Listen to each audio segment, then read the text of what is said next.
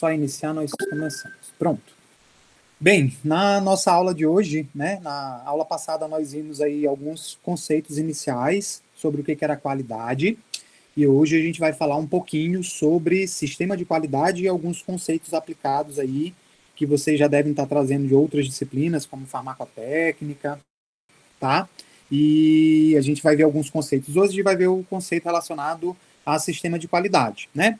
Por que a gente precisa ter um sistema para controlar a qualidade? Por que a gente precisa ter um chamado sistema de qualidade ou garantia da qualidade?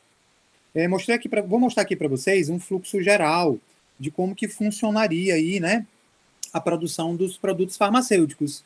Então, a gente tem a etapa de insumo, de matérias-primas e materiais de embalagem. Aí tem o processo analítico, né, que envolve retirar uma amostra desse material, que é o que a gente chama de amostragem. Aí faz-se o processo analítico, né, aplica-se lá as análises de identificação, que são as qualitativas, as análises de quantificação, que são as de determinação de pureza, tá? Essas análises, elas podem ser tanto físicas, quanto químicas, quanto biológicas, tá? Então, a gente faz ensaios de eficácia e segurança aí, tá? Tanto do ponto de vista físico-químico, quanto do ponto de vista biológico. Então, tem que ver lá a contagem de micro-organismos, tem que fazer a verificação, no caso de produtos estéreis, né, o nível de esterilidade, a pirogenicidade, entre outros fatores que a gente vai olhando aí ao longo do nosso produto, tá? Passando todo o nosso produto, passando por todos esses requisitos, ele vai para o que a gente chama de status de aprovação, isso aí para os nossos insumos, tá? Depois que os insumos eles são devidamente aprovados, eles podem ser usados pelo setor produtivo, tá? Aí o que é que vai acontecer? O setor produtivo ele vai abrir o que a gente chama de ordem de produção. A gente vai olhar alguns conceitos daqui a pouquinho que são bem importantes para a gente. E baseado nessa ordem de produção, é feita a fabricação. Então a gente vai ver aí que os produtos, principalmente a nível industrial, a manipulação não acontece tanto isso, a fabricação é direta, mas a nível industrial, a gente vai ver aí que os produtos eles vão dar origem, né, as matérias-primas, elas vão dar origem a produtos intermediários e produtos a granel, e a partir do produto a granel são produzidos os lotes, ou seja, um lote de produto granel, ele pode gerar aí 3, 4, 5, 10, 20 lotes de produto final, isso vai depender de acordo com a programação e o sistema produtivo da indústria, tá? Então, vocês vão ver aí que ao longo das nossas aulas iniciais, esses conceitos, vocês vão ver que existem alguns pontos que são comuns, tanto para manipulação quanto para a indústria, mas também a gente vai ver que existem alguns pontos que são distintos, tá? Para as duas áreas também. Então é feito lá a ordem de produção, feita a separação e pesagem dos materiais, aí entra na área produtiva, o produto vai ser manipulado, tá? Quando a gente fala manipulação, a gente não está falando do processo magistral. Quando a gente fala da manipulação, é a aplicação do que a gente chama de operações unitárias ou operações farmacêuticas, tá? Então vamos começar a revisar alguns conceitos aí que são importantes. Quem poderia me citar aí no chat aí, ou pode abrir o áudio e me falar, pelo menos 5 operações farmacêuticas que a gente pode utilizar para produzir medicamentos. E aí, quem pode me ajudar? Quem pode me dar exemplo aí de 5 operações farmacêuticas que a gente utiliza aí para poder fabricar um medicamento, um cosmético, um suplemento? Vocês sabem o que são operações farmacêuticas? E aí, alguém pode me ajudar?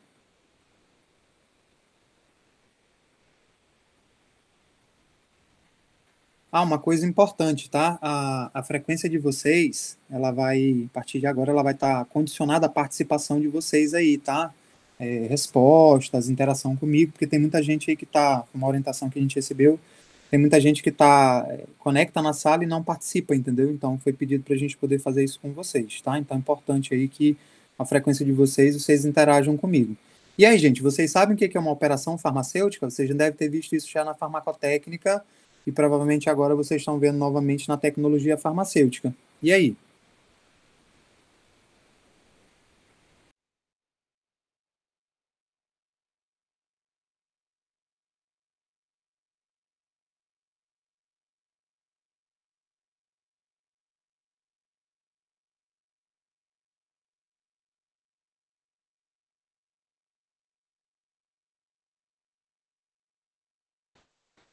Isso, Chayan, tem a ver, né, exatamente a preparação, mas o que você faz, né? Quais são as operações ou quais são as ações que você faz para preparar um medicamento. É o que vocês veem na farmacotécnica. São as etapas de preparação. Então, o que você pode fazer aí? Isso, beleza, Gabriel. Pesagem, né? Secagem também seria uma operação farmacêutica. O que mais? Vamos lá. Moagem, tamização, beleza. O que mais? Vamos lá, tá legal. Viu como vocês sabem? E aí, o que mais que a gente pode utilizar, né? Essas que vocês me disseram aí, elas são muito utilizadas para preparação de formas farmacêuticas sólidas. Homogeneização, encapsulamento entra sim, Gabriele. Qualquer operação, operação, maceração, beleza, filtração, beleza. Isso, então, essas operações, que a gente chama de operações unitárias ou operações farmacêuticas, elas passam por etapas, tá? E exatamente são essas etapas que entram aqui no que a gente chama de fase de manipulação ou fase de fabricação. Essas etapas, elas vão gerar para a gente, a partir das matérias-primas, né? Elas vão gerar para a gente o quê? Elas vão gerar produtos intermediários e produtos granel. Então, beleza, vamos montar um esqueminha aqui, vou montar agora com vocês aqui um esqueminha, bem legal para a gente poder entender essa questão das operações farmacêuticas e dos produtos que são formados a partir dessas operações farmacêuticas, tá? Então, vamos lá. Primeiro, para eu poder fabricar um produto farmacêutico, o que eu preciso? Quem pode me dizer aí? Para eu poder fabricar um produto farmacêutico, o que eu preciso? Matéria-prima, beleza. Então, vamos lá, né? Vamos colocar aqui os nossos... Tá? Então, a gente precisa aí de matérias-primas. Os recipientes, eles entram dentro da parte de matéria-prima. Então, o que seria matéria-prima para a gente? Qualquer insumo ativo, tá? Então, o que a gente precisa aí para poder fabricar, né, os nossos medicamentos? Matérias-primas. Quem seriam as nossas matérias-primas, né? Os insumos ativos, tá? Então, eles seriam considerados a nossa matéria-prima. Então, insumos ativos, dentre eles a gente tem os fármacos, se a gente estiver lidando com medicamentos. Mas a gente também vai entrar, né, os veículos e recipientes, tá? E o que eu chamo de substâncias auxiliares. Substâncias auxiliares. Auxiliares. Quem seriam as substâncias auxiliares? Os corantes, os conservantes e assim sucessivamente. Mas para a gente poder fabricar, né, o nosso medicamento, só a matéria-prima é necessária ou a gente precisa de mais alguma coisa? O que vocês acham? Guilherme, beleza, para o processo, vamos supor que você tem uma estrutura já montada. Eu digo em termos de material para a fabricação, né, dos nossos produtos. O que a gente precisa mais? Além da matéria-prima, o que a gente precisa mais? Professor, as substâncias auxiliares não são os recipientes? Vamos lá, né? Recipientes e veículos, qual é a função deles? Quem sabe me dizer qual é a função de um recipiente ou veículo? Alguém saberia me dizer? Qual seria a função de um recipiente ou veículo? Ajudar no preenchimento. Gabriele, vamos isso, dar volume, né? A Raquel colocou aí, beleza, né? Dar volume. Então, a gente não precisa ser necessariamente para o preenchimento da cápsula, ele pode ser para dar forma para um comprimido, ele pode ser para dar volume para uma solução, tá? Então, não precisa restringir, tá? Apenas a questão do preenchimento da cápsula. Então, o objetivo dos recipientes e dos veículos, né, é dar volume e forma, no caso aí, se a gente estiver trabalhando com formas farmacêuticas sólidas, tá? Eles vão facilitar a administração da forma farmacêutica, né, com volume. Imagina aí que a gente está trabalhando, se a gente estiver trabalhando com um medicamento aí que tem uma forma farmacêutica, né, e a concentração dessa forma farmacêutica fosse 0,5 miligramas, né? Isso, a vinculação, que é o processo de administração, perfeitinho. Só que a gente também pode colocar, por exemplo, substâncias apenas com características estéticas. Exemplo, né, um corante para melhorar lá, vamos supor que a gente quer fazer um xarope, e esse xarope ele vai ser um xarope sabor morango. Então a gente tem que colocar uma cor né, que lembre o morango, que seria uma cor vermelha. Então, essas são os que a gente chama aí de substâncias auxiliares, né? Dentro dos recipientes vão existir os adjuvantes, aqueles que vão auxiliar na conservação. Quando a gente estiver vendo teste de estabilidade, prazo de validade, a gente vai ver que algumas substâncias elas vão ter essas funções. Veículo e recipiente é praticamente a mesma coisa. A diferença é que os recipientes são utilizados para as formas sólidas e os veículos são utilizados para as formas líquidas ou semissólidas, beleza? Então, é o que a gente chama aí de substâncias auxiliares, tá? Então, as substâncias auxiliares, elas são aquelas que, fora o fármaco, no caso aí, se a gente estiver lidando com um medicamento, né? Porque, por exemplo, se a gente tiver um cosmético, a gente vai ter que ter os agentes de higiene, a gente vai ter os agentes estéticos, né? Aqueles que vão dar melhorar o odor, melhorar a característica do toque, melhorar, né, entre outras propriedades associadas. Mas, para a gente poder fabricar o nosso produto, a gente precisa de mais uma coisa. Vou dar uma dica para vocês. Não posso vender, né, sorvete que nem o cara vendia antigamente. Traga a vasilha, 8 bolas por R$ 1. Então, o que a gente precisa mais para poder fabricar o nosso produto? Quem poderia me dizer aí? Isso, material de embalagem. O que seria material de embalagem? Quem poderia me dizer?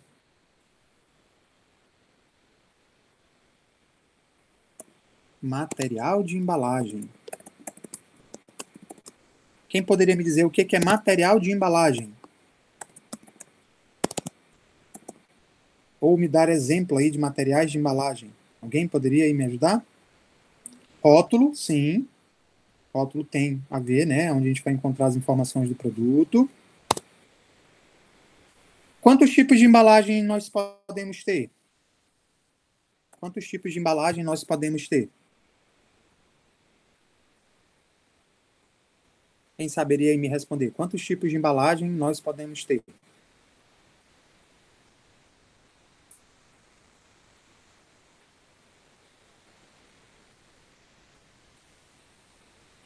Embalagem primária, perfeito, Gabi. E embalagem secundária, né? Então, a gente pode ter no produto, tá? Ele pode receber uma embalagem primária.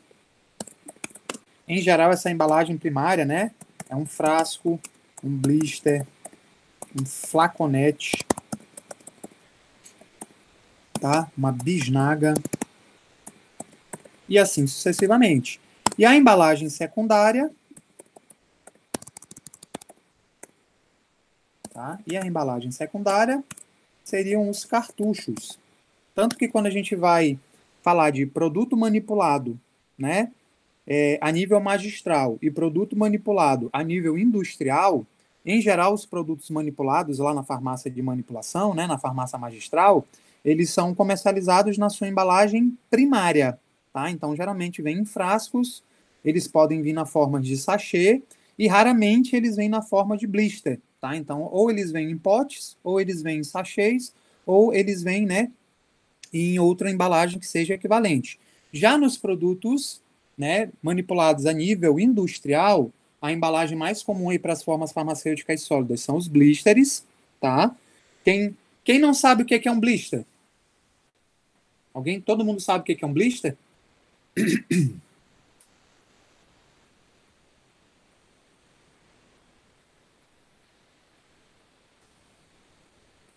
Beleza. Que tipo de blister nós temos, então? Já que todos vocês sabem o que é um blister, que tipo de blister nós temos?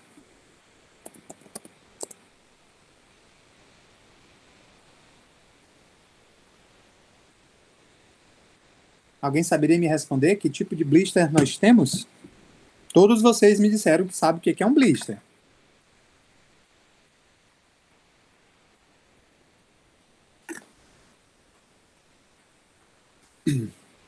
Envelope é um blister?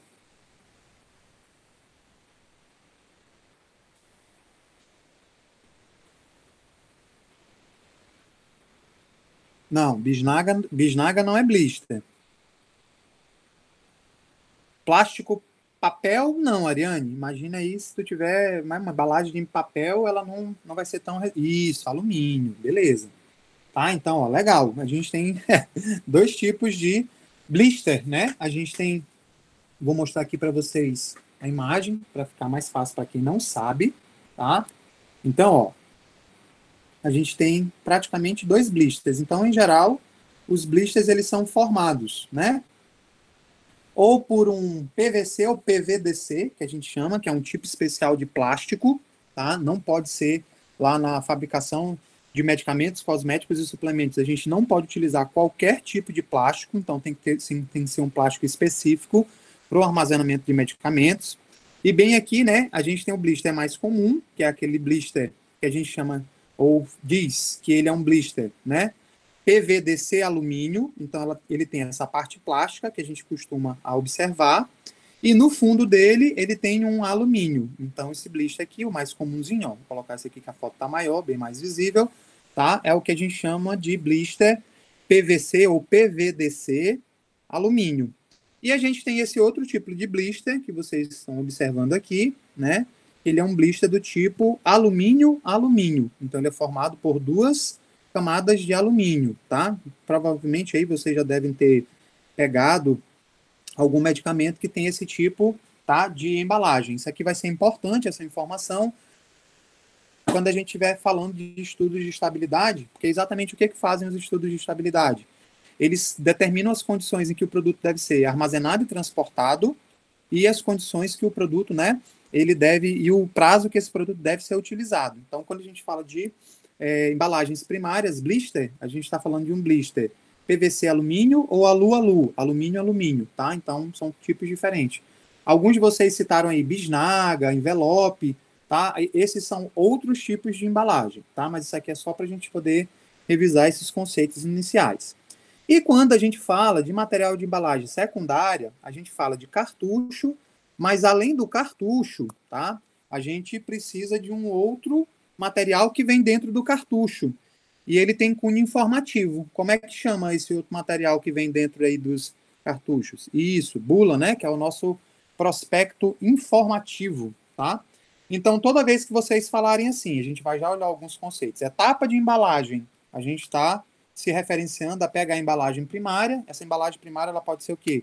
Um frasco ampola, ela pode ser um blister, ela pode ser um flaconete. Esse material ele vem e é colocado aí dentro de uma embalagem secundária. Essa embalagem secundária é o cartucho, tá? E a bula. Todos vocês eu acho que devem conhecer o cartucho, mas eu vou mostrar aqui uma foto para vocês, tá? Cartucho de medicamentos, esse carinha bem aqui, ó. Todo mundo deve conhecer essa caixinha, tá? A gente vai, inclusive, as nossas aulas práticas, a gente vai analisar material de embalagem. Então, esse carinha aqui, ele é o cartucho. O cartucho, ele tem qual finalidade, né? Então, tem todo um processo aqui, ó, se vocês observarem, tá? Ele tem uma organização de como devem vir as informações, tá? E o nosso cartucho, além de trazer para a gente aí as informações sobre o nosso produto, ele também vai servir para poder garantir o armazenamento e o transporte do produto sem que essas condições elas interfiram na qualidade do nosso medicamento, tá? E a bula, todo mundo aí conhece também, tá? A bula é o que a gente chama de prospecto informativo, tá? E é onde a gente vai encontrar aí as informações sobre o medicamento. Então, vão ter lá o tipo do princípio ativo, a concentração que a indústria fabrica ele, as informações referentes ao registro, as informações referentes à composição, modo de uso, entre outros, tá? Então, toda vez que a gente fala de etapa de embalagem, é muito importante a gente lembrar que embalar não é colocar no blister, embalar não é colocar no frasco, embalar não é envasar, embalar é colocar no cartucho junto com a bula, tá? A gente vai ver, inclusive, que essa definição está lá na resolução 301, que é a resolução que fala de boas práticas de fabricação. Então, vamos lá. Quando a gente vai fabricar um produto, então a gente precisa de, no mínimo, o quê? Matérias-primas. Aí a gente tem lá os insumos ativos, dentre eles tem o fármaco, né, veículos recipientes e substâncias auxiliares. E a gente também precisa de material de embalagem, seja ele um material de embalagem primário, ou seja ele um material de embalagem secundário, beleza? Quando a gente pega esses materiais, o que a gente vai fazer com eles? A gente vai submeter ele ao que a gente chama de operações unitárias, tá? Essas operações unitárias, elas servem para quê? Elas servem exatamente para poder transformar as nossas matérias-primas tá? Em material de fabricação. Esse material de fabricação, ele recebe aí, dependendo da etapa de fabricação que a gente está, ele pode se tornar, tá? Um produto intermediário,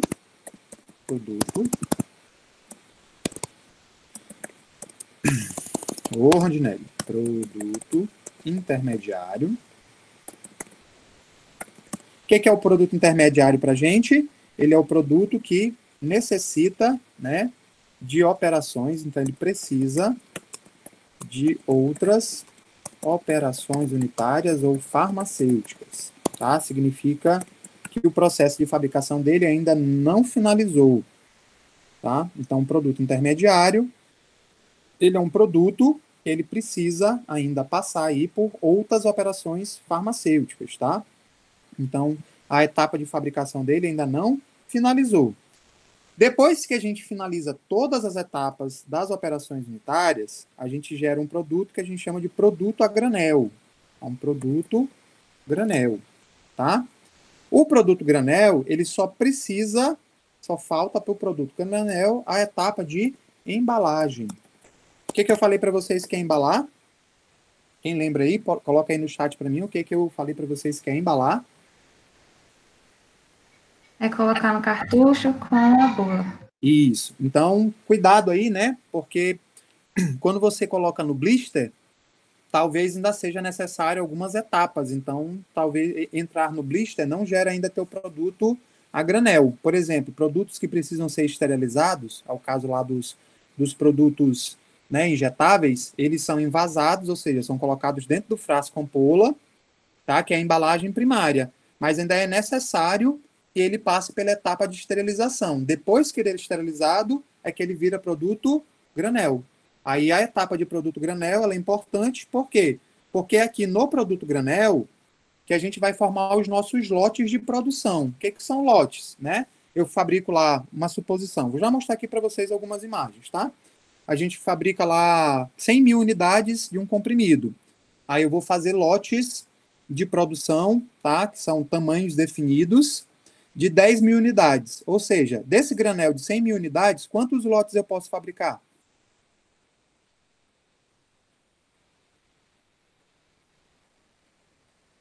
E aí, gente? Eu fiz uma produção a granel de 100 mil unidades, 100 mil comprimidos. E eu determinei que os meus lotes eles vão ser lotes de 10 mil unidades. Quantos lotes eu posso fabricar?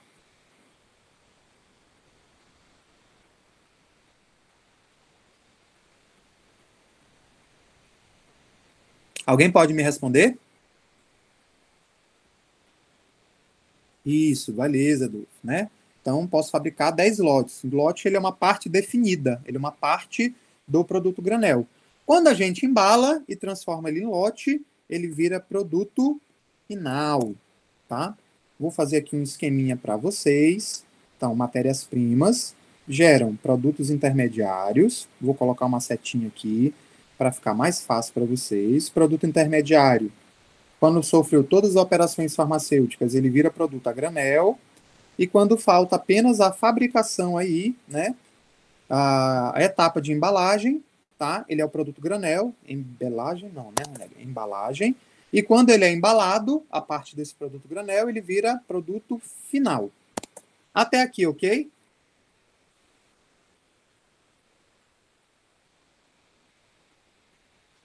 Beleza.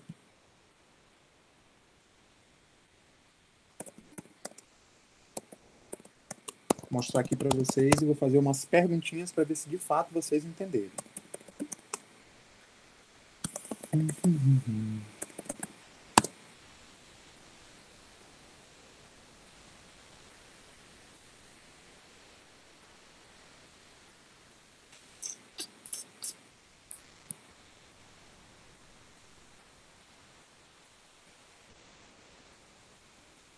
Vou colocar esse aqui que tem. Beleza. Então, já que vocês entenderam, vamos testar aí o conhecimento de vocês. Então, vamos lá. Vou mostrar aqui para vocês um fluxo de fabricação numerado.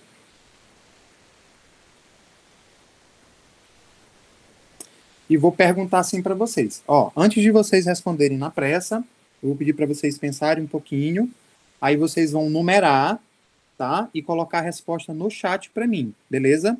O que eu quero que vocês me digam? Tá aqui o processo de fabricação, né? O fábricos de recipientes, aí ele vai passando. Vocês estão no celular, né? Os meliantes. Dá para ler agora? Agora sou eu que não consigo ler vocês.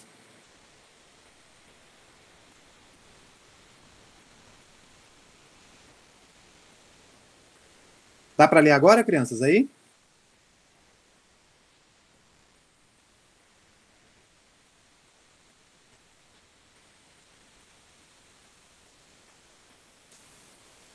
É porque se eu colocar aí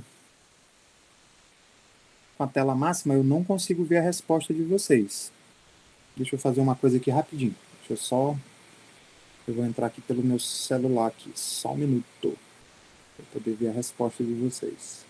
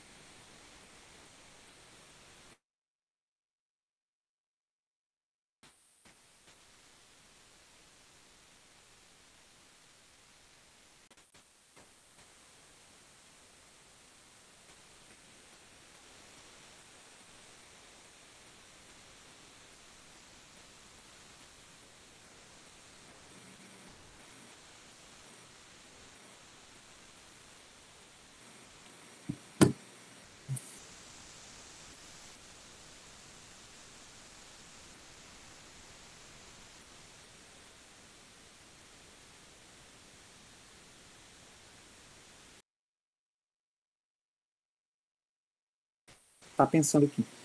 Espera aí que eu preciso fazer uma... Só um pouquinho.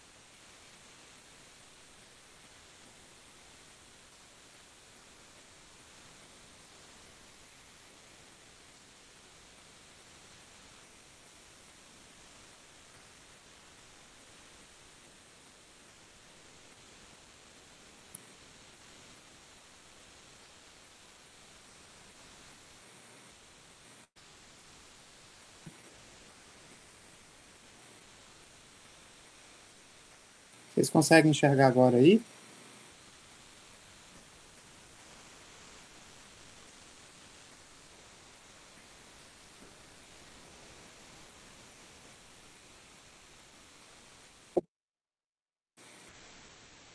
As coisas. É aí que eu tenho que autorizar.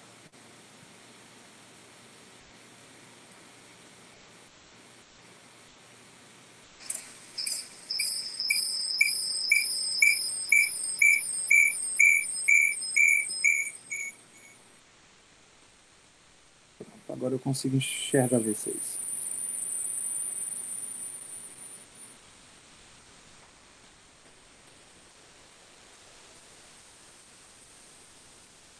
O que eu quero que vocês façam?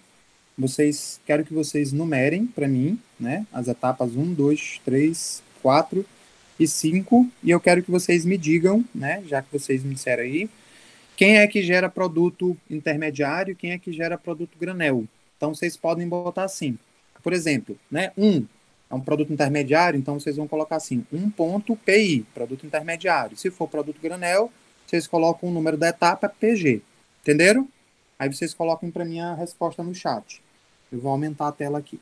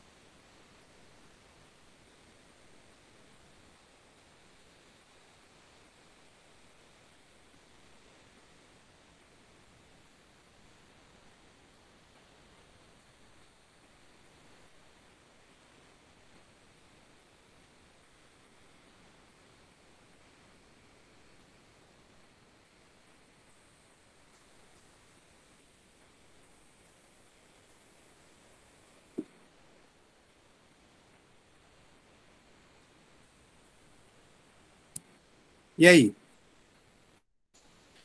Dentro dessas etapas, quem seria produto intermediário, quem seria produto granel e quem seria produto final?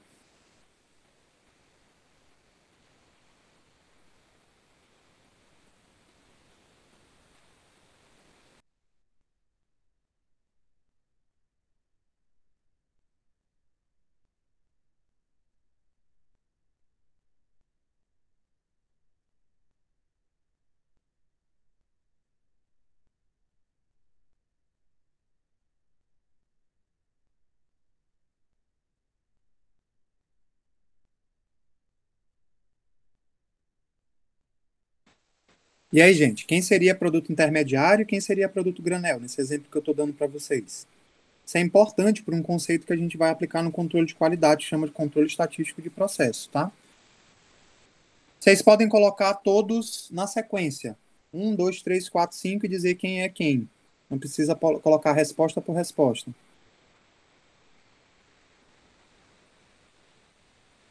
Vou dar aí 2 minutinhos para vocês pensarem.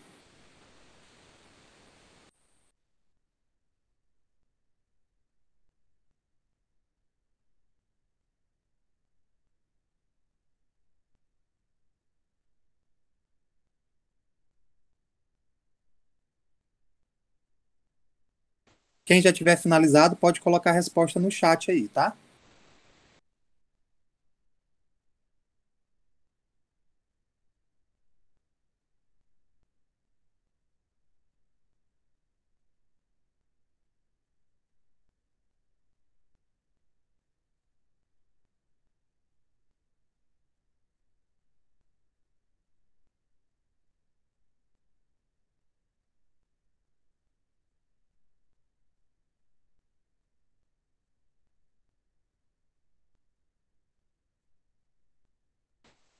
E aí, gente, preciso de respostas. Vamos lá? Tem uma tarefa aí para vocês fazerem comigo. Quem é que é produto intermediário, quem é que é produto granel e quem é que é produto final? Nessas 5 etapas que eu mostrei para vocês aí.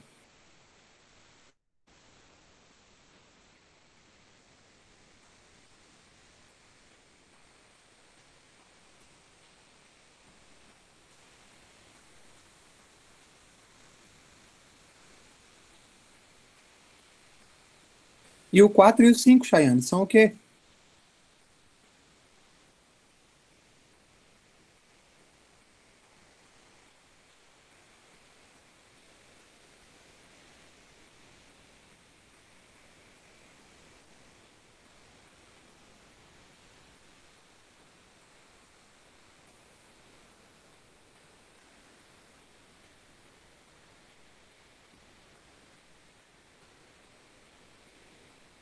Beleza, vamos lá.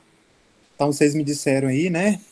Chayane disse que o 3, o 1 e o 2 são produtos intermediários, o 5 seria produto final.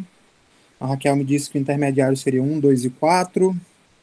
Yasmin, intermediário 1, 2, 3, 4 e o 5 seria produto final. PI, PI, PI, PI, PF, PG3. Raquel. Vamos lá. Ó, vamos.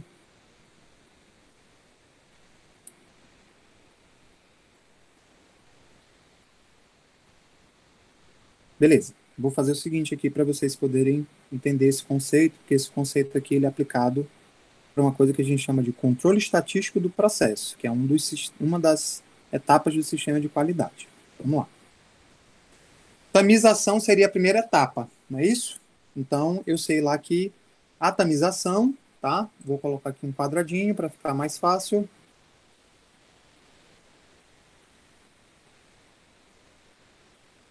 Então, lá na tamização, né? A gente pode dizer que gerou um produto intermediário. Que na dúvida. Beleza. Tá? Então, na etapa 1, a gente gera um produto intermediário. Ok? Por que que ele é um produto intermediário? Porque ainda faltam outras operações farmacêuticas. Quais são as operações farmacêuticas que a gente tem envolvidas aqui? Tamização, mistura, granulação e compressão direta. Aí a granulação pode ser por via úmida ou via seca e pode ser aplicado ou não revestimento, tá? E a compressão direta vai direto para o revestimento. Então, lá no produto, né, no produto 1, ele é um produto intermediário. Depois da tamização, não precisa de mais uma operação farmacêutica? Sim ou não? A minha forma farmacêutica, ela está pronta? O que vocês acham? Depois da etapa 1, a minha forma farmacêutica, ela já está pronta? Não, né? Então, é necessário mais uma etapa? Sim. Então, se precisa de mais uma etapa, esse cara que eu estou formando aqui na etapa 1, ele vai ser um produto intermediário. Beleza? Ok, vou para a etapa 2. Lá na etapa 2, o que a gente vai fazer? A gente vai fazer a homogeneização ou a mistura. Ok. Depois que eu homogenizo... Ixi.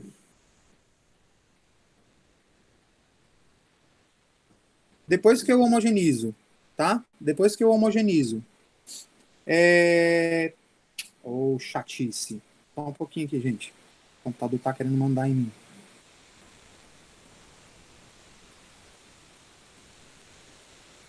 Tá? Depois da etapa 2, eu ainda preciso fazer uma nova operação farmacêutica ou eu já encerrei todas as operações farmacêuticas?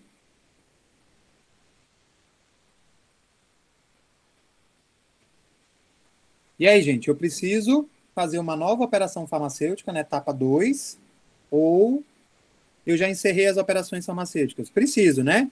Então, se eu ainda preciso fazer a operação farmacêutica, eu também tenho ainda produto intermediário. Beleza. Na etapa 3, eu ainda preciso fazer uma nova operação farmacêutica ou já encerrei as operações farmacêuticas?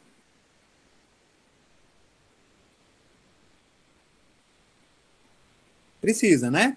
Então, na etapa 3, eu também gero produto intermediário. E na etapa 4, eu ainda preciso fazer alguma operação farmacêutica?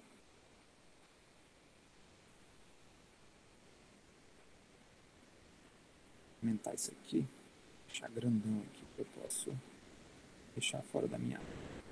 Para ficar mais fácil para vocês enxergarem. Produto intermediário, produto intermediário, produto intermediário, tá? Então, na etapa 3, ok. Ó, o Jaziz me disse assim, né, professor? Na etapa 4, não precisa mais de nenhuma operação farmacêutica. Vocês concordam ou vocês discordam? Na etapa 4 aqui. Eu ainda preciso fazer... A Yasmin discorda. Então, vou colocar aqui uma interrogação. Por que, Yasmin, que você discorda? Isso, o Adolfo já respondeu aqui em cima, né? Precisa do revestimento. Porque ainda tem um revestimento, mais uma operação farmacêutica. Perfeito, perfeito. Então, se ainda precisa de mais uma operação farmacêutica, da etapa 4, gera um produto intermediário. Concordam comigo?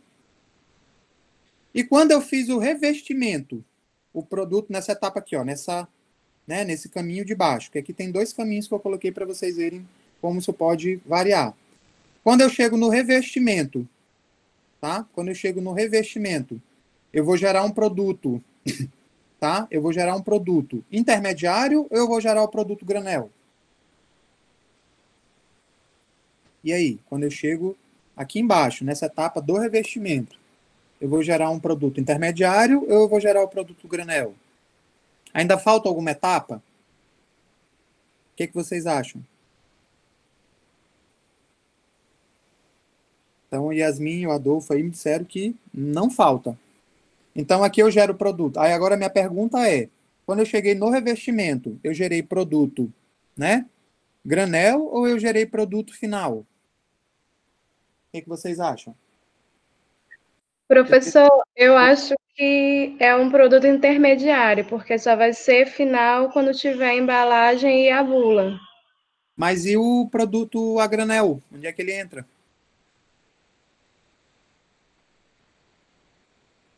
Lembra que o que eu falei que é um produto granel? É aquele produto que já sofreu todas as operações farmacêuticas e falta só a etapa de embalagem. A gente só vai ter produto final quando o produto da gente estiver embalado, tá? Então, aqui, no caso do revestimento, eu vou ter o quê? Eu vou ter um produto a granel. É a partir dessa forma farmacêutica final aqui, dessa forma farmacêutica já terminada, é que eu posso colocar elas na embalagens, tá? Então, aqui eu tenho o produto a granel, e a partir daqui, desse produto, que eu vou gerar os meus lotes de produto final, tá? Vamos aqui para cima, tá? Bem aqui, ó, se eu for fazer compressão por via úmida ou compressão por via seca. O produto gerado bem aqui, ele é um produto granel ou ele é um produto intermediário? Nessa etapa aqui de cima, ele é um produto granel ou ele é um produto intermediário? O que vocês acham? Aqui em cima.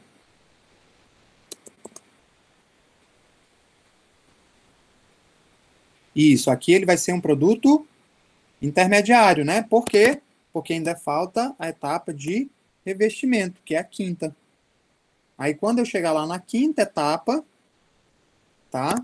Quando eu gerar para vocês lá a quinta etapa, aí que a gente vai ter produto granel. Beleza? Então, ó, intermediário não, produto granel, perdão. Então, é muito importante que a gente conheça o nosso fluxo de produção para que a gente possa entender, tá, exatamente essa questão aí, porque dependendo da etapa, é só vocês lembrarem aí para poder não se confundir, tá? Então, se eu tiver ainda operações farmacêuticas a serem executadas, significa que eu tenho produto granel.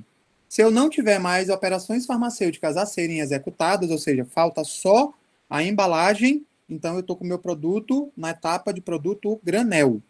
Por que que isso é importante para vocês?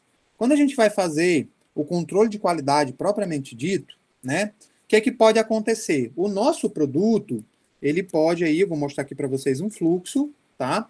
O nosso produto, ele passa pelo que a gente chama de etapas analíticas. Então, ele vai ser avaliado para saber, né, se o nosso produto está adequado ou não. Então, a gente vai aplicar o controle de qualidade, e se ele estiver adequado, esse produto ele vai ser aprovado. Se ele não estiver adequado, esse produto ele vai ser reprovado, tá? Em qual parte, Adolfo, que você ficou confuso? Diz aí que eu repito, sem problema. Qual etapa que você ficou confuso?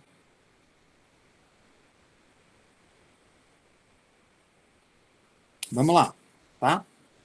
Vou apagar de novo aqui os quadradinhos e vou etapa por etapa para a gente poder não confundir isso aqui, tá? Beleza. Vou deixar só aqui para facilitar minha vida. Vou colocar aqui embaixo para facilitar minha vida. E professor, então falar. o produto granel, aí como é o revestimento, é um produto granel, seria um produto final se tivesse a embalagem, né? Que é colocar deixa eu olhar aqui de novo. Que era colocar no cartucho com a bula, né? Que é o produto final. Isso. Ele só vira, exatamente. Ele só vira produto final quando ele vai para embalagem, o que é embalagem para gente? Cartucho e bula, tá? Por exemplo, no caso do produto manipulado, a embalagem primária também já é embalagem final. Então, por isso que a gente tem que fazer essa diferença entre a manipulação e o processo industrial, porque, em geral, no processo de manipulação, né, o meu produto, ele vem aí, tá, em geral, a manipulação, ela te vende o produto num pote, ela te vende o produto numa bisnaga, ela te vende o produto num sachê, tá? Então, raramente, mas pode acontecer dela te colocar, né, o produto dentro de uma embalagem secundária, tá? Então, o que a gente precisa saber? Para a gente não confundir. Vou fazer aqui o esqueminha para vocês. Matérias-primas, materiais de embalagem. Eles vão dar origem ao nosso produto. Aonde é que a gente quer chegar quando a gente faz todas essas operações farmacêuticas? A gente não quer chegar numa forma farmacêutica? Não é isso? Isso. Então, o meu objetivo é chegar na forma farmacêutica. O que eu tenho que lembrar? Quando eu chegar na forma farmacêutica, vou colocar bem aqui para vocês. Quando eu chegar na minha forma farmacêutica, tá? Quando eu chegar na minha forma farmacêutica, significa que eu vou ter produto granel. Por quê? Porque minha forma farmacêutica, ela está pronta apenas para quê? Faltando só o quê? Faltando só a etapa de embalagem, tá? Existem algumas exceções, tá? Que fogem um pouquinho, eu vou explicar aqui para vocês. E o que é importante? Cheguei na forma farmacêutica, não tem mais etapa nenhuma, não tem mais operação farmacêutica nenhuma que eu precise fazer, só a etapa de embalagem. Se o meu produto ele não está embalado, ele é granel. No momento que eu embalo o meu produto, ou seja, que ele recebeu a bula, que ele recebeu o cartucho, que ele recebeu o blister, ou seja, ele está pronto para ser comercializado, só aí que ele vira produto final. Entenderam? Então, toda vez que eu tiver e obtiver lá forma farmacêutica, eu tenho um produto a granel. Beleza?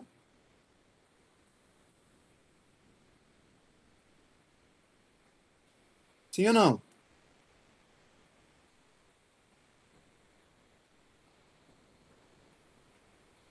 Deixa eu ver se eu pego um outro fluxo aqui para vocês entenderem aqui com mais facilidade, tá? Eu vou fazer um fluxo meu aqui.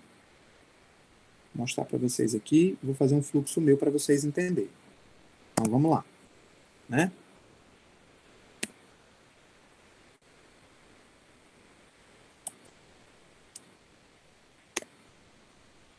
Aqui, ó. Eu vou pegar esse fluxo aqui que eu montei para a gente entender com mais facilidade. Então, para eu poder fabricar o meu medicamento, o que eu preciso? Eu preciso de matéria-prima e material de embalagem, ok? Quem serão os meus produtos intermediários? Todas as minhas operações necessárias para que eu possa obter a minha forma farmacêutica, tá? Então, todos os produtos intermediários, tá? Todos os meus produtos intermediários, eles vão ser aqueles que eu vou seguir as minhas etapas. Então, eu posso ter uma etapa de produto intermediário, mistura. Eu posso ter uma segunda etapa de produto intermediário, a primeira etapa, misturei. Aí, da mistura, eu tenho que fazer o que agora? Eu tenho que, vamos supor que a gente esteja fazendo cápsula. Eu vou encapsular, beleza? Pronto, a minha forma farmacêutica está pronta. O que eu preciso fazer agora com as minhas cápsulas? Eu preciso apenas fazer o que com elas? Colocar elas na embalagem. Então, se está faltando só a operação de embalagem, esse produto encapsulado, ele passa a ser um produto granel, tá? Ou seja, falta apenas a etapa de embalagem, tá? Então, esse produto que eu acabei de produzir, a minha cápsula, que eu acabei de produzir, ele passa a ser, para mim, um produto granel. Então, vou colocar aqui.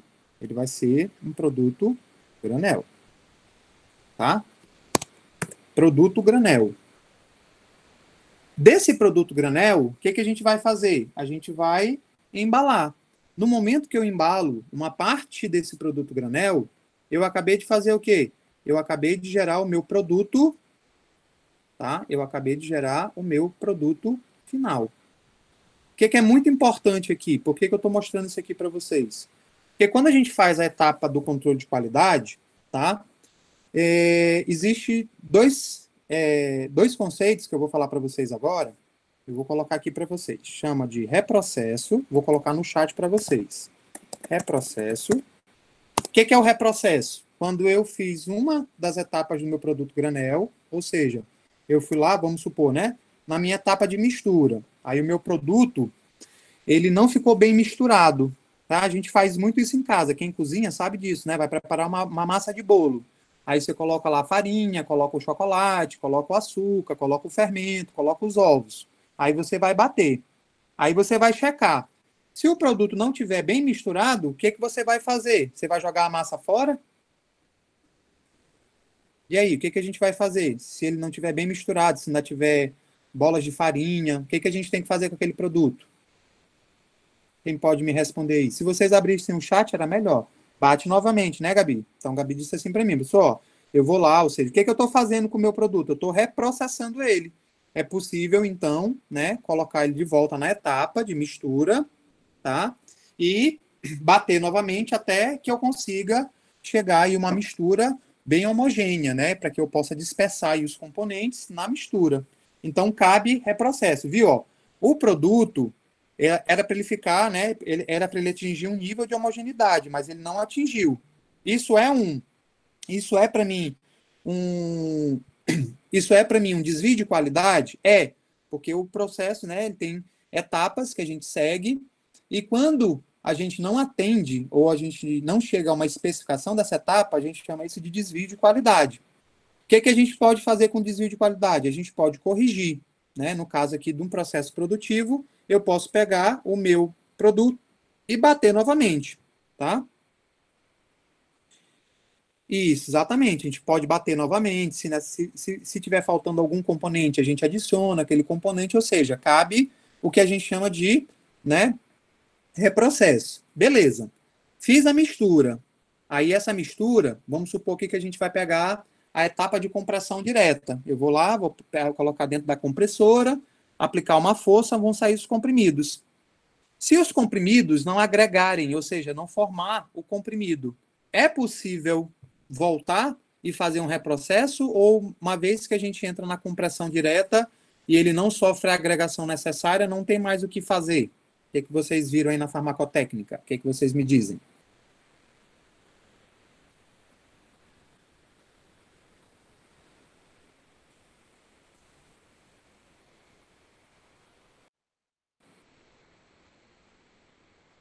Não, isso ainda não é revisão da qualidade. Revisão da qualidade é outra coisa, Adolfo.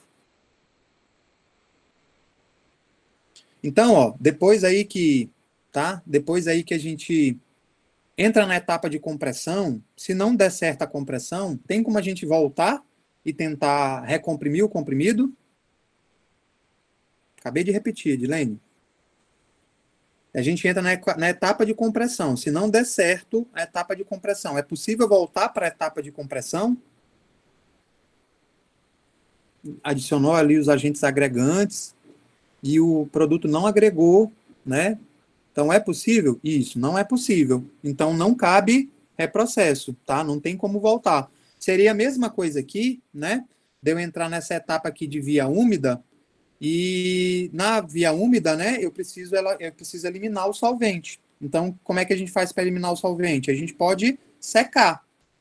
Se eu sequei e queimei o meu produto, tem como eu voltar atrás? Não, né? Então, não cabe o reprocesso. Por isso que o reprocesso, durante as etapas de produção, é caso ele seja aplicado, tá? Então, por exemplo, eu tenho um desvio de qualidade lá na minha etapa produtiva. Esse desvio de qualidade, ele pode ser corrigido? Se sim, ele volta e sofre o que a gente chama de reprocesso. Se não, o produto ele vai ser reprovado e eu preciso dar a destinação necessária para ele, né? Ele vai ser provavelmente destruído, tá? Incinerado e assim sucessivamente. Isso aí vai de acordo com o plano de gerenciamento de resíduos sólidos que a empresa tem. Lembra lá que eu falei na aula passada para vocês, né? Qualidade, produto, serviço capaz de atender às necessidades individuais e coletivas sem agressão ao meio ambiente. Por isso que todo resíduo que a gente gera, a gente precisa dar o devido tratamento para ele. Por isso que toda empresa, no seu manual da qualidade, ela tem que ter um documento chamado de Programa de Gerenciamento de Resíduos Sólidos. Posteriormente, a gente vai falar disso para ele. Beleza? Até aqui, nessa parte do conceito.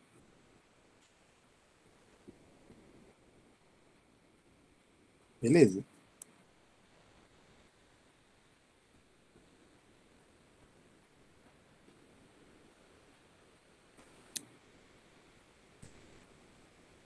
Para eu poder entender o que é um lote, né? Para eu poder entender o que é um lote. Tá aqui. Deixa eu aumentar essa fonte aqui. Para a gente poder entender o que é um lote, né? Vamos supor lá que o meu lote, né? Eu gerei lá, cheguei no meu produto granel. Então, falta só o quê? Falta só a minha etapa de embalagem. Aí, o meu produto granel, uma suposição, né? Vamos supor lá que eu produzi 50 mil cápsulas. Então, eu produzi 50 mil cápsulas. Beleza. Então, eu tenho 50 mil cápsulas para eu poder fabricar os meus lotes. Quem serão os meus lotes? Tá? Eu vou separar e eu posso dividir aqui. Então, eu vou chamar isso aqui de lote 1, lote 001/20. Essa codificação cada empresa vai ter, tá? Uma forma dela. E eu sei que o meu lote 001, ele tem que ter 15 mil unidades. Ele pode ter 15 mil unidades, tá? Aí eu vou fazer o lote 1. Quantos lotes eu posso produzir de 15 mil unidades com essa quantidade de produto granel? Quem saberia me dizer? quantos lotes eu posso produzir com 50 mil unidades do granel, sendo que o tamanho do meu lote é de 15 mil unidades. 3, né? Então, beleza. Então, ó, peguei o produto granel e transformei ele num lote. No momento que eu transformei ele no lote, o que significa isso para mim? Né? Significa que eu embalei, tá? Significa que eu embalei o meu produto, já que ele virou um lote. Se eu embalei, ele passa a ser o que agora? Se o meu produto está embalado e pronto para venda, ele passa a ser o que agora? Isso, né? Ele passa a ser produto final. Tá? Ele passa a ser produto final. Diminuir aqui um pouquinho. Tá bonitinho. Pronto. Então, significa que eu posso... Tá? Então, significa que eu posso fazer o quê? Significa aí que eu posso produzir quantos lotes a partir desse produto granel? Eu posso produzir 1, eu posso produzir 2, eu posso produzir 3 lotes, né? Lote 1, lote 2, lote 3, tá? Então, a partir do processo que ele foi embalado, esse produto, ele passa a ser o meu produto final, tá? Por que isso é importante, esse conceito para vocês? Quando a gente fabrica, antigamente era feito assim, o controle de qualidade. Eu fabricava todo um lote e fazia o controle de qualidade lá no finalzinho do meu lote. Vou voltar aqui no slide anterior. Então, depois que eu fazia o revestimento, eu pegava a minha amostra aqui e ia fazer o controle de qualidade dela. Só que hoje em dia, o que a indústria, o que ela descobriu, né? Que se ela descobrir algum erro ao longo do processo produtivo, ela pode tomar uma medida para corrigir esse erro. E o que ela faz? Tá? Ela monitora o seu processo produtivo. O nome desse monitoramento, ele chama de CEP. Vou colocar aqui para vocês. CEP. O que é o CEP? CEP é aquele número, né, que indica onde é que a gente mora, não é isso? É isso, gente? Mas para cá não é isso não, tá? Eu tô brincando com vocês. CEP pra gente, no controle de qualidade, é controle estatístico do processo, ou de processo, tanto faz, tá? Então, é controle estatístico de processo. Tá? Então, o CEP, ele é um controle de qualidade, como eu gosto de brincar com vocês, né? O CEP, ele é um controle de qualidade parcelado. Significa que eu fiz a etapa de tamização, aí vão ter etapas de controle de qualidade na etapa de tamização. Só passa para a etapa de mistura se ele atender aqui os requisitos do controle de qualidade da tamização. Então, por exemplo, o tamanho do grão, né? Porque quando a gente tamiza, a gente está vulgo peneirando, né? Tamizar é calibrar o tamanho da partícula. Isso facilita lá no processo de mistura, tá? Se a partícula for com tamanhos, né, parecidos, fica mais fácil para a gente homogeneizar e a gente evita problemas aí durante o processo de homogeneização. Pronto, misturei. Aí eu posso fazer um controle da homogeneidade. Ele só passa para a etapa de granulação ou de compressão direta se ele tiver homogêneo. Cheguei na etapa de granulação. Ela pode ser por via úmida ou por via seca. Então, aqui também eu aplico etapas de controle de qualidade. Na via úmida, eu tenho que fazer a adição de agentes agregantes, né, líquidos, e depois eles precisam ser eliminados, tá? Ou eu posso eliminar num sistema a vácuo, ou eu posso eliminar por aquecimento. E depois o revestimento, ou seja, o que faz o controle estatístico do processo? Ele acompanha a qualidade do produto intermediário até o produto a granel. Depois que o meu produto a granel está pronto, significa o quê? Não significa necessariamente que eu vou fabricar todos os lotes de uma vez, tá? Pode ser que tenha uma demanda de mercado, aí eu vou embalar esse lote aqui, né? No dia 20/8 de 2020. Vou aumentar aqui o quadradinho. Então, o primeiro lote, ele foi produzido, né? Então, vamos lá. Produto granel, quando é que ele foi produzido? Né? Vamos supor que ele foi fabricado no dia 10/8 de 2020. Então, meu produto granel, ele foi fabricado lá no dia 10/8 de 2020. Aí eu precisei fabricar um lote para vender, né? Foi solicitado. E esse lote ele foi embalado no dia 20/8 de 2020. Ok. O segundo lote, ele pode ser embalado posteriormente, ele não precisa ser embalado no mesmo dia do primeiro lote. Por que que a indústria não faz isso?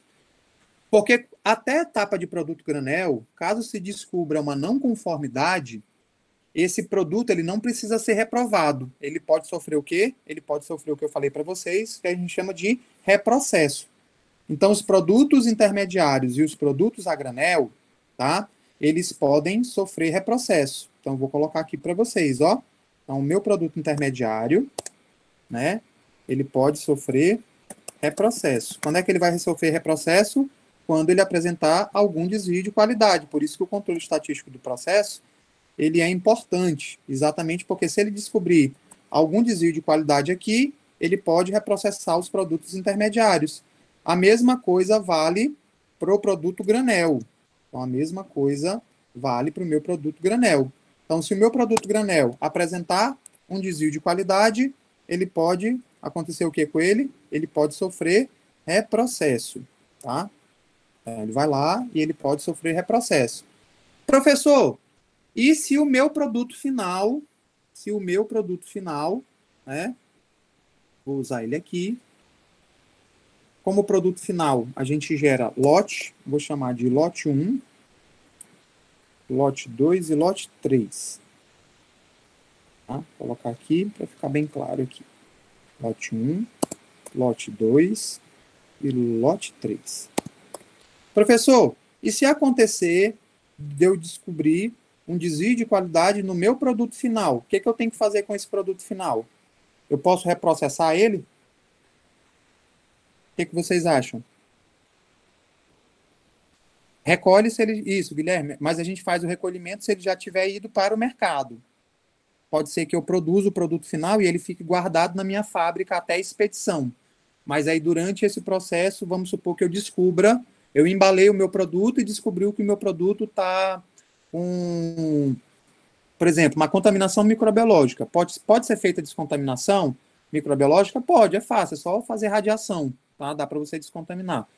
Mas a minha pergunta é, né? A minha pergunta é, esse produto final, se for descoberto com ele, né? Se for descoberto em algum desses meus lotes, se for descoberto um desvio de qualidade, o que eu tenho que fazer com esse lote? Eu posso reprocessar ele ou ele deve sofrer outra destinação? Então, lá no meu produto final, o que eu tenho que fazer com ele? Ele pode sofrer reprocesso ou ele tem que sofrer outra destinação? O que vocês acham? Não, beleza, gente, ele já foi analisado, tá? Eu já fiz o controle de qualidade e descobri nesse lote que ele está, né, não conforme. Qual seria essa outra destinação, Gabi? Qual seria essa outra destinação?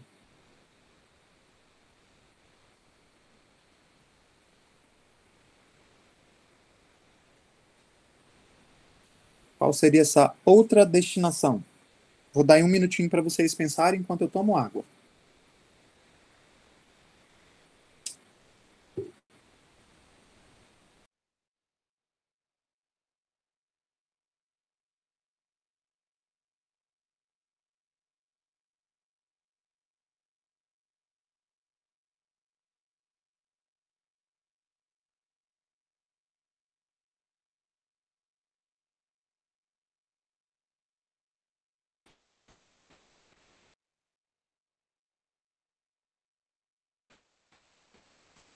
Bom, agora, né, o que deveria acontecer aí com o nosso produto, tá?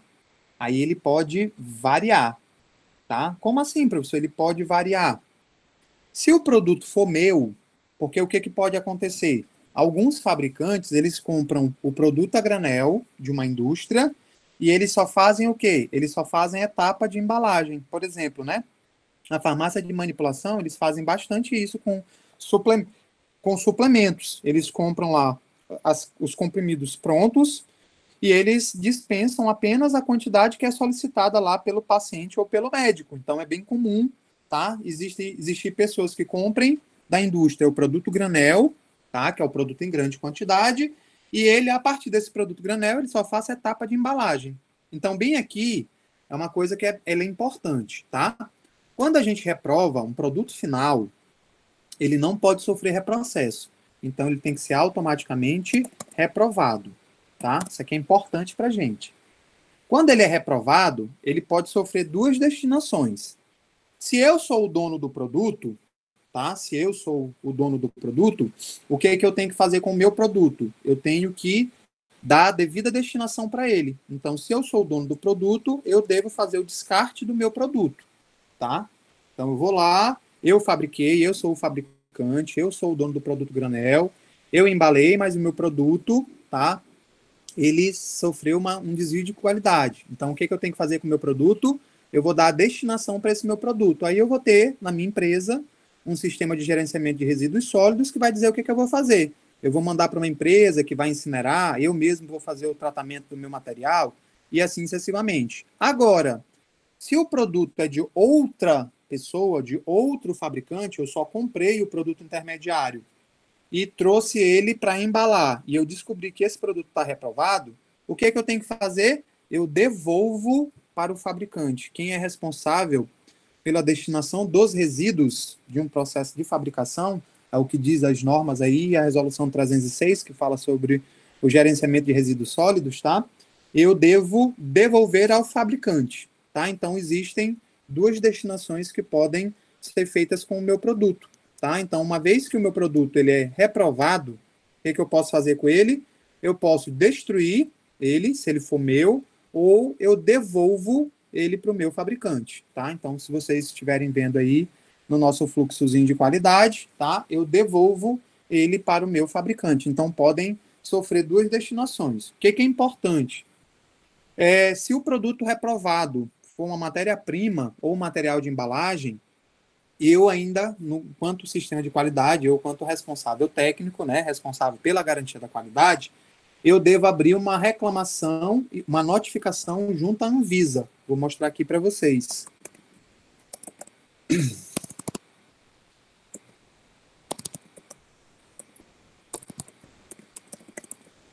Vou mostrar aqui para vocês um formuláriozinho, tá?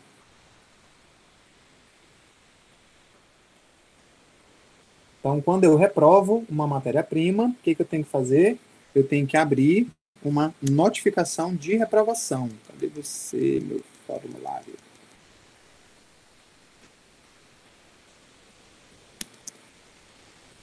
Só um minuto.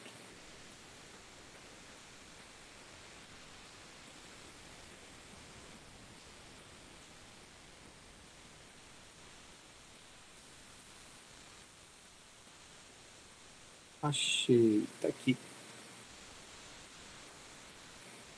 Tá? Então, quando a gente reprova e esse produto ele é uma matéria-prima, o que, que a gente tem que fazer? A gente tem que notificar a Anvisa. A gente tem que dizer assim para a Anvisa: olha, Anvisa, eu comprei uma matéria-prima e essa matéria-prima ela está reprovada. Eu vou aumentar aqui mais grandão, tá? Para vocês poderem enxergar aí. Depois eu diminuo aqui de volta.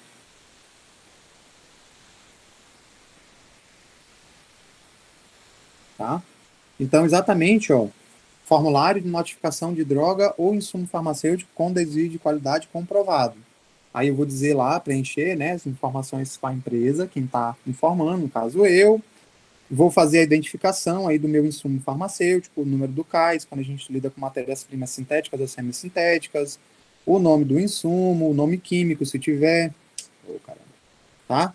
Nome químico, se tiver, DCB, DCI, classificação do insumo, o que, que ele é? Ele é um princípio ativo ou ele é um recipiente? Classe farmacotécnica, número de fabricação, ou seja, eu abro esse formulário junto à vigilância sanitária, né, no caso da Nacional, que é a Anvisa, para informar para ela que eu reprovei uma matéria-prima. E por que, que eu tenho que fazer isso? Porque se houve um desvio de qualidade com uma matéria-prima, a Anvisa ela precisa fazer uma fiscalização naquele fabricante, tá? Então, depois que a gente reprova um material, se aquele material ele não é nosso, a gente tem que devolver para o fabricante, mas a gente também tem que comunicar às autoridades sanitárias que um produto foi, né, reprovado, que houve um desvio de qualidade para aquele produto. Beleza até aqui?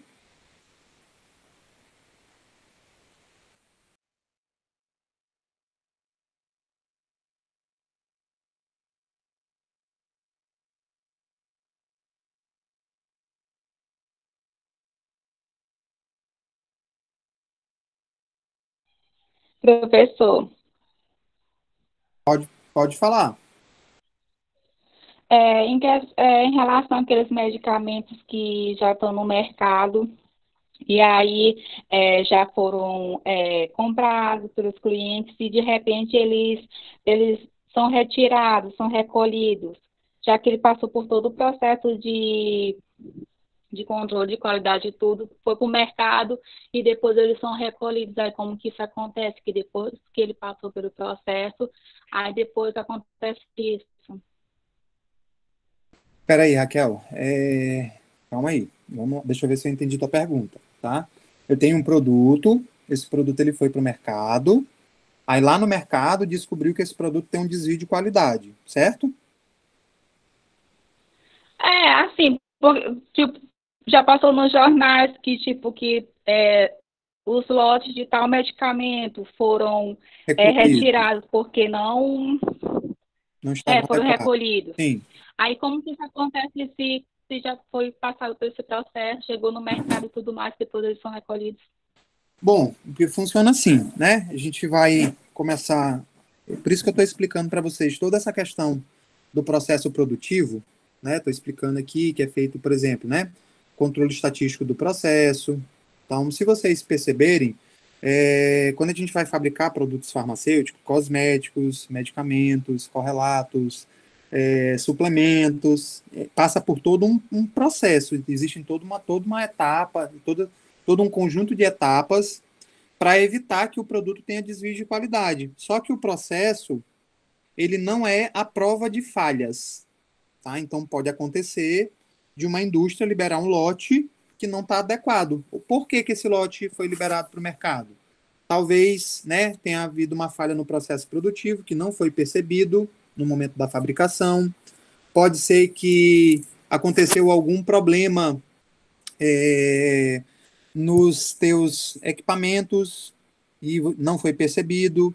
Pode ser que tenha acontecido algum problema no transporte e armazenamento e distribuição desse produto e não foi percebido, e só foi percebido posteriormente. Talvez tenha havido uma contaminação cruzada e ela não foi percebida e só foi percebida posteriormente. Por isso que a vigilância sanitária ela é importante, porque a indústria coloca lá os produtos dela no mercado, tá? Elas têm que seguir as normas, como eu falei para vocês, né? A gente começou a falar na aula passada, elas precisam seguir as normas, mas pode acontecer de terem desvios. Esses desvios eles podem acontecer após o processo produtivo, ou porque o sistema de qualidade dela não é robusto, né? Ou o sistema ele apresenta falhas, ou porque ela deixa de fazer alguns procedimentos, tá? E esses procedimentos podem comprometer.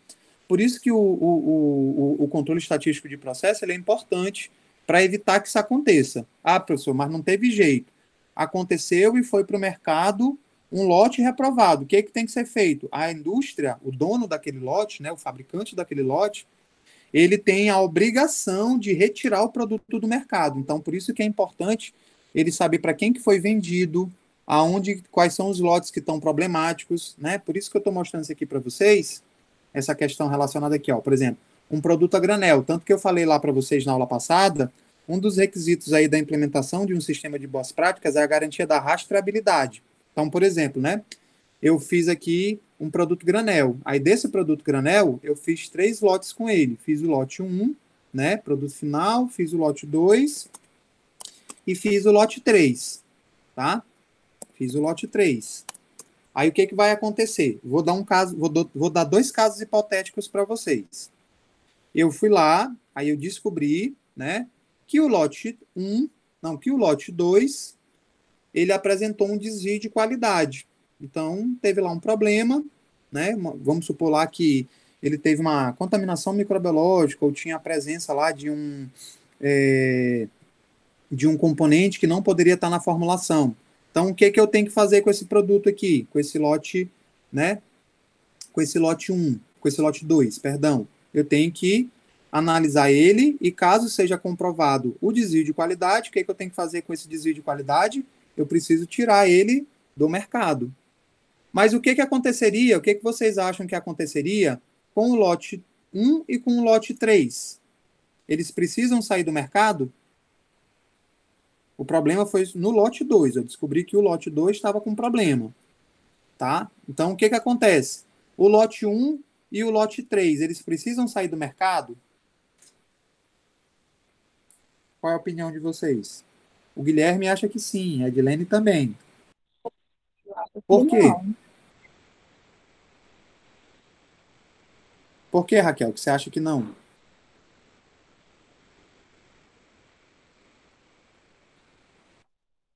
Eu vou dar assim, um exemplo de uma Vai. experiência, assim. Eu acho que não, porque, ó, vamos supor, esse lá na farmácia tinha 10 caixas de losartana e apenas e os de lotes Aham. diferentes, dois lotes É. diferentes, e apenas um lote foi retirado. Então, eu acho que se deu só naquele lote, eu acho que não. O outro permaneceria. Porque não foi detectado, notificado o erro nos outros lotes. Aí funciona assim. Por isso que é importante essa questão da rastreabilidade que eu estou falando para vocês. Funciona assim, né? Tenho lá um lote suspeito, é o lote 2, tá? Eu vou destacar ele aqui. Ele é o lote suspeito, então a gente acha que existe um desvio de qualidade com ele. Aí o que a indústria tem que fazer? Ela vai abrir um processo de investigação. Como assim, professor? Ela vai saber se o problema do lote 2 foi gerado apenas no lote 2 ou se o produto, né, granel que deu origem a ele deu problema. Se o produto a granel tiver ok, pode ser que o lote 1 e o lote 3 não estejam reprovados, tá? Porque cada lote desse aqui que a gente faz, ele vai ter um processo produtivo específico para ele. Pode ser que a falha no processo produtivo tenha sido só do lote 2, mas aí o que eu tenho que fazer? Eu tenho que investigar todos os lotes. Exatamente isso que a Raquel me falou. Pode ser que eu tenha um problema lá num produto, e se o produto, né, se o problema foi no produto granel, aí não tem para onde correr. Por quê? Porque o produto granel deu origem aos 3 lotes. Então, se o produto granel está com problema, os 3 lotes também vão estar com problema. Mas se eu investiguei e o produto granel está ok, não tem problema com ele, e o problema foi lá só naquele lote, aí eu vou investigar se o lote 1 e o lote 3 apresentam. Se eles não apresentarem, eles não precisam ser recolhidos no mercado, tá? Por isso que é necessário fazer o processo de investigação aí, é o que a gente chama de investigação do desvio de qualidade, tá? Beleza até aqui?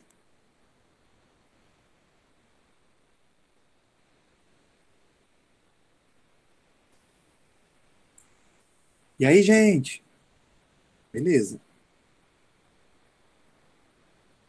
Então, para a gente poder fechar essa nossa aulinha de hoje, eu vou passar mais alguns conceitos para vocês, né? Já falei de alguns e vou fazer alguns que estão lá na nossa definição que são importantes para a gente. Ó, lembrando aí, como eu falei na aula passada, né? Para que a gente tem um sistema de qualidade? Por que a gente tem que implementar boas práticas de fabricação? Assegurar os requisitos, né, que estão envolvidos aí com a organização, higiene, integração com todas as áreas para garantir que todos eles gerem um processo de infraestrutura necessária, né, melhorar sempre a qualidade do nosso produto e reduzir os desperdícios para trabalhar com segurança. Então, vamos lá, né? Conceitos que a gente tem visto aí nessas duas aulas para a gente poder fechar. Caso vocês tenham dúvida sobre aonde está esse conceito, é só vocês, tanto que eu pedi para vocês, né, darem uma lida lá nas definições que tem na resolução 67 e tem na resolução 301. Então vamos lá, o que é contaminação cruzada? Que eu inclusive eu mostrei para vocês aí, tá? Na aula passada mostrei que alguns casos históricos, né, aconteceram contaminação cruzada. Então é o quê? Contaminação de uma matéria-prima, de um produto intermediário, de um produto granel ou terminado, que é a mesma coisa de produto final, por isso que eu expliquei para vocês antes, né? Por outra matéria-prima, por outro produto intermediário, por outro produto granel ou por outro produto terminado durante o processo de produção. Pode ser, não sei se vocês já viram, por exemplo, às vezes uma indústria, ela fabrica comprimidos, né, de 5 miligramas, de 10 miligramas e de 25 miligramas do mesmo fármaco. Aí o que ela faz para evitar, né, que ela coloque lá comprimidos de 25 miligramas na embalagem de comprimidos de 10 miligramas. Ela marca os comprimidos, tá? Então tem os sulcos lá, e aquele sulco que tem no comprimido, todo mundo sabe o que é um sulco? Todo mundo sabe o que é um sulco de um comprimido, crianças? Raquel não sabe. Então, vamos lá. Suco comprimidos. Vou mostrar aqui para vocês.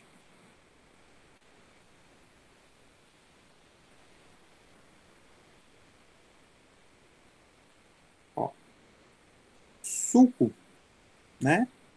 É isso aqui, ó. Essa marca, vou colocar esse aqui que é maior, essa marquinha que tem aqui na divisão, né, do comprimido. Só que, vamos lá, né? Alguns comprimidos, eles têm o suco de divisão, servem lá para você facilitar na hora da administração, tá? Depois a gente vai ter. E alguns comprimidos, eles têm um suco bem levinho. Deixa eu procurar aqui para mostrar para vocês, tá? E alguns comprimidos, eles têm um suco bem levinho. Comprimido. Ó, tá vendo aqui que esse suco aqui, ele é bem profundo, ó. Esse aqui é um suco de divisão. Ele serve lá, né? Vou mostrar esse outro tipo de comprimido aqui, ó. Ó, eles são bem profundos. Exatamente, ele serve para a gente poder, né, se necessário for, quebrar o nosso comprimido, tá? Mas alguns comprimidos, né? Por exemplo, no caso das dragas aqui, que é um comprimido revestido, eles não apresentam esse suco. Eu vou mostrar aqui para vocês que alguns comprimidos, né? Ó, vou pegar esse aqui. Alguns comprimidos, ó, eles têm um suco mais profundo. É o caso desse comprimido aqui. Deixa eu aumentar essa imagem. Não consigo aumentar ela. Tá? Deixa eu ver se eu pego uma outra aqui. Tá? Então, alguns comprimidos, eles têm um suco mais profundo e outros eles têm um suco mais leve. Esse suco, ele pode ser utilizado, tá aqui. Tá? Esse suco aqui, mais leve, ele pode ser utilizado para identificar a forma farmacêutica. Então, o cara pode ir lá pegar, né, e fazer o seguinte. Vou colocar aqui uma apresentação que fica facinho. Então, ele pode fazer o seguinte.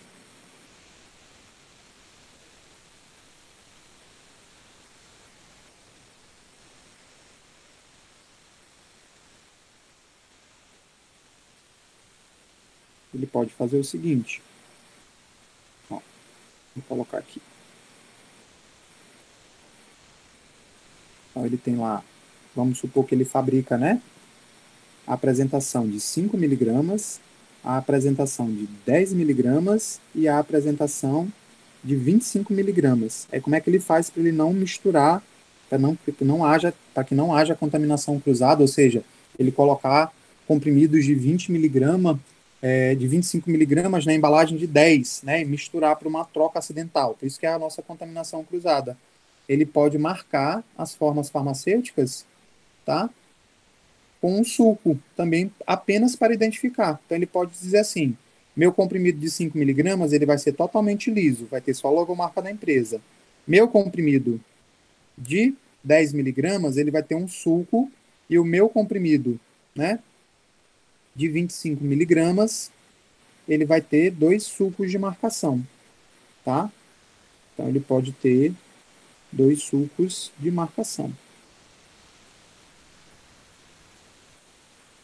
Então, o suco, ele serve tanto para identificar, para evitar a contaminação cruzada, quanto ele serve aí, né, se for um suco mais profundo, ele pode servir aí para a divisão do comprimido, tá? Então, o suco, ele tem essa finalidade, exatamente para evitar o quê? Evitar que eu faça a contaminação cruzada, a mesma coisa, tá? A contaminação cruzada, ela pode acontecer com qualquer um dos produtos, tá, crianças? Então, pode ser um produto, uma matéria-prima, pode contaminar outra matéria-prima. Por exemplo, lá na minha sala de pesagem, eu pesei uma matéria-prima e depois eu vou pesar outra matéria-prima. Então, eu tenho que ter cuidado na hora da pesagem, né, na hora da separação dos materiais que vão entrar no meu processo produtivo, para eu não contaminar um com o outro. Pode ser lá no meu produto intermediário, no meu produto granel ou no meu produto final, tá? Então, contaminação cruzada é quando a gente tem a contaminação de produtos que são lá do meu processo produtivo em outro lote de produto ou em outra parte do meu lote ou do meu processo produtivo. Seja ele um produto intermediário, seja ele um produto granel, seja ele um produto terminado ou seja ele uma matéria-prima. Beleza? Sim ou não? Até aqui? Ok. Vou fazer uma pergunta para saber se de fato vocês entenderam. Quando a gente limpa os equipamentos, a gente pode utilizar saneantes, tá? Quando a gente limpa um equipamento para poder fazer um outro lote ou uma outra produção, a gente utiliza aí, né? A gente pode utilizar a presença de saneantes. Aí eu vou perguntar assim para vocês. O resíduo, né? Vou colocar aqui para vocês no chat. O resíduo de saneante, né? Por exemplo, o detergente que eu utilizei lá para limpar, o meu equipamento para produzir, ele pode ser considerado uma contaminação cruzada. Então, o resíduo de detergente que eu utilizei para limpar o meu equipamento, se ele, né, não for enxaguado corretamente, ficar resíduo de detergente, e esse resíduo de detergente, ele ficar, né, e for detectado no lote do produto, ele pode ser considerado uma contaminação cruzada?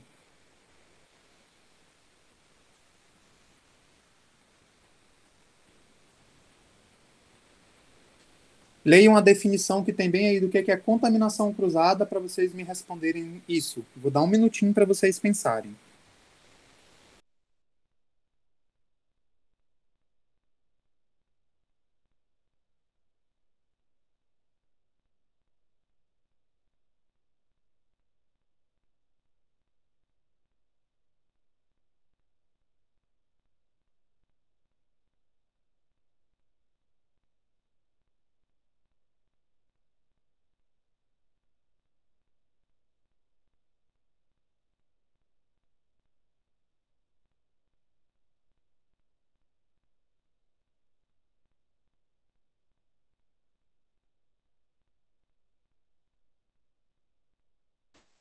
E aí, leram a definição?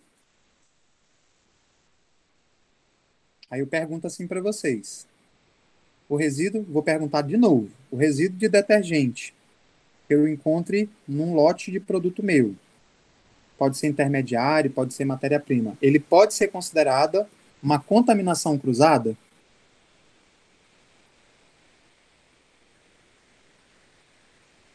O que vocês acham?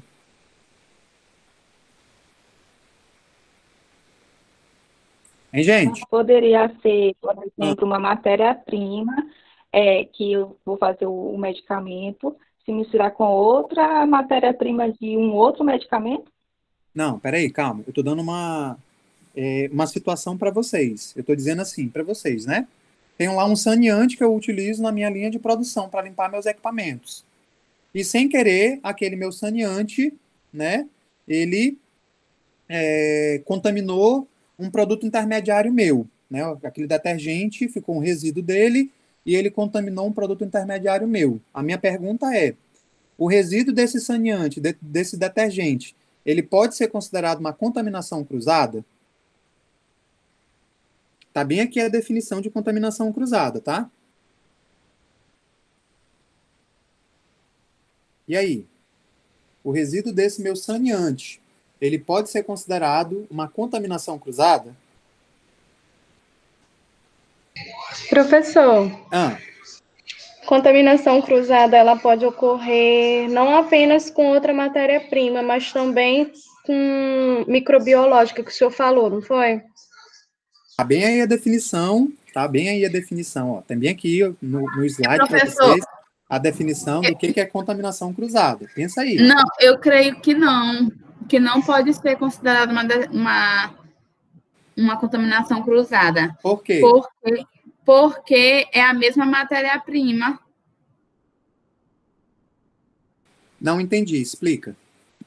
O senhor, repete a pergunta aí de novo, para mim ver se eu estou certa. Vamos lá, né? Eu utilizo um detergente para limpar os meus equipamentos da produção, beleza? É igual em casa. A gente termina de comer, a gente vai lavar os pratos, a gente usa um detergente.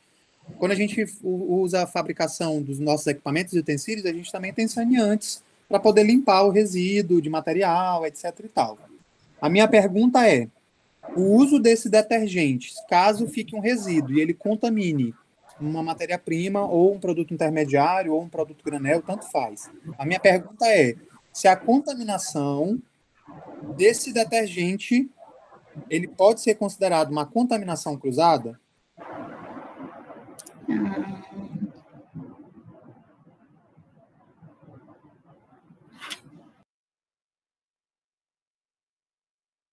A definição está bem aqui, ó. Eu quero que vocês interpretem e me digam se o resíduo desse detergente ele seria ou não uma contaminação cruzada e por quê.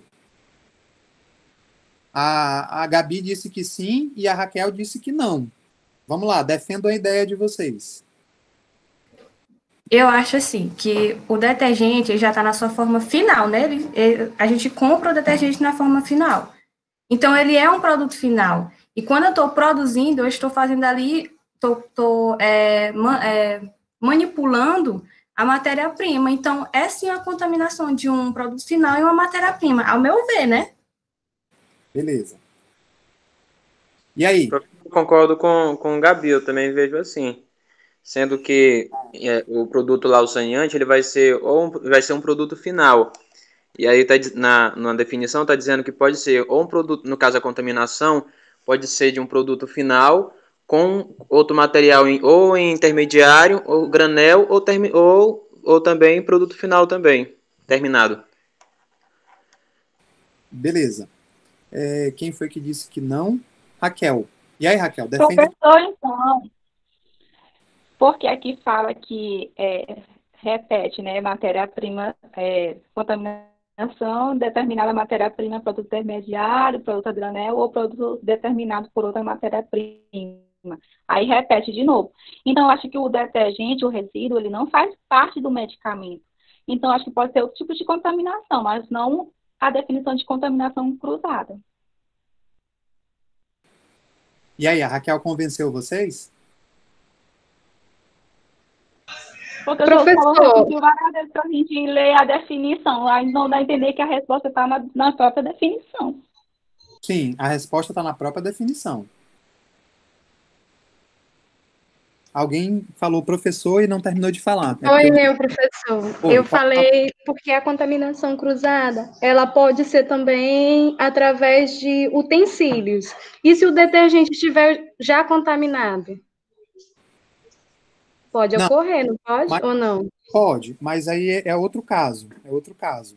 Eu estou perguntando se o detergente ele não está contaminado, mas o detergente, se ele ficar no teu utensílio, no teu equipamento, na hora da limpeza, você não enxagou direito. Então, ficou resíduo de detergente lá nos teus equipamentos, nos teus utensílios. Então, esse resíduo passou para o teu produto.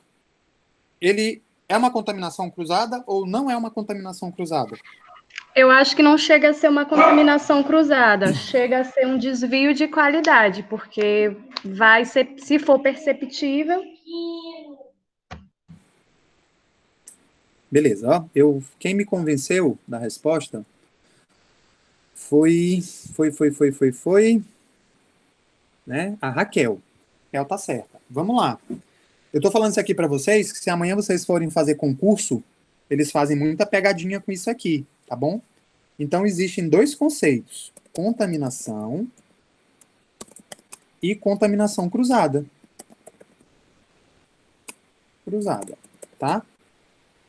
Contaminação cruzada é quando são produtos do próprio cara. Então, por exemplo, né? Eu vou fabricar, na minha mesma fábrica, vamos supor que eu vou fabricar, né? Solução de paracetamol e solução de dipirona. Eu sou o mesmo fabricante, vamos supor lá que eu sou a MS. A MS fabrica, né? Solução oral de paracetamol e ela também fabrica solução oral de dipirona. Os dois produtos não são dela? Sim ou não? Hein, crianças? Os dois produtos não são dela? Se os dois produtos são dela e eu encontrar dipirona na solução de paracetamol, aí é uma contaminação cruzada. O detergente é um produto meu? Ele faz parte da minha linha de produção? Por isso que ele diz assim, né? O que é contaminação cruzada? Quando eu tenho matéria-prima, produto intermediário, produto granel ou produto terminado, contaminado por outra matéria-prima, outro produto intermediário, outro produto a granel ou outro produto final durante o processo de produção.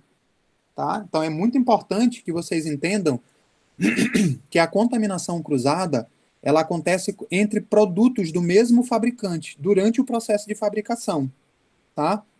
Então, se eu encontrar resíduo de paracetamol na minha solução de dipirona, é uma contaminação cruzada. No caso do detergente, o detergente ele não é considerado uma contaminação cruzada, ele é considerado uma contaminação, tá? Porque ele não faz parte do processo produtivo. Entenderam a diferença entre contaminação e contaminação cruzada? Tá? Então, cuidado para vocês não confundirem isso, é só lembrar, tá? Para poder ser contaminação cruzada, é quando dois produtos, né, um contamina o outro. Então, onde é que tem que acontecer para ser considerado contaminação cruzada? Dentro do processo produtivo. Eu não lembro quem foi que falou, contaminação microbiológica, né? Eu posso ter lá, né, meu lote de produção lá, eu posso ter, por exemplo, contaminação por um fungo. Não é considerado contaminação cruzada, é considerada contaminação microbiológica. Isso, foi a Ariane que colocou, tá, Ariane? Então, no caso aí, ela seria uma contaminação microbiológica, tá? Ó, a contaminação cruzada é outra matéria-prima, outro produto intermediário, outro produto granel, outro produto terminado durante a produção. Então, esses produtos, eles são meus. E eu, sem querer, deixei um produto contaminar o outro. Por isso que, quando vocês estiverem dando uma lidinha aí nas resoluções de boas práticas, vocês vão ver que alguns produtos, eles precisam ter linha de produção dedicada. Antibióticos, eu não posso, por exemplo, produzir na minha linha de produção vitamina e fabricar na mesma linha de produção antibiótico. Não pode. Eu tenho que fabricar antibióticos numa linha exclusiva para ele. Eu tenho que fabricar hormônios numa linha exclusiva para eles, tá? Então, existem esses requisitos. Vocês devem olhar isso também isso na tecnologia. Fontes de contaminação, elas podem ser os contaminantes, né? Não é mais contaminação cruzada, são contaminantes. Eles podem ser físicos, por exemplo, um pedaço de vidro que cai, uma lâmpada quebrou, e aquela lâmpada caiu um pedaço dela lá no teu processo de produção. Então, aquele pedaço de vidro vai ser um contaminante físico. Ele pode ser um contaminante químico, eu dei o exemplo para vocês, né? O caso aí do detergente, né? É uma substância química que contaminou o meu produto. Ou ele pode ser biológico, tá? Esse contaminante biológico pode ser um fungo, pode ser uma bactéria, ou uma substância produzida por esse fungo e por essa bactéria, tá? Beleza?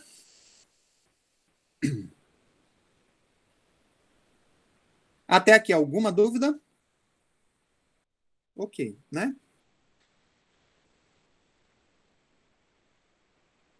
Então, por hoje é só. Estão liberados. Obrigado. Ó, não se esqueçam, quarta-feira que vem, nós iniciamos. Que horas? 8 horas, tá? Não esqueçam. Obrigado, crianças. Bom dia a todos vocês. Bom resto de meio de semana. E até semana que vem. Espero vocês.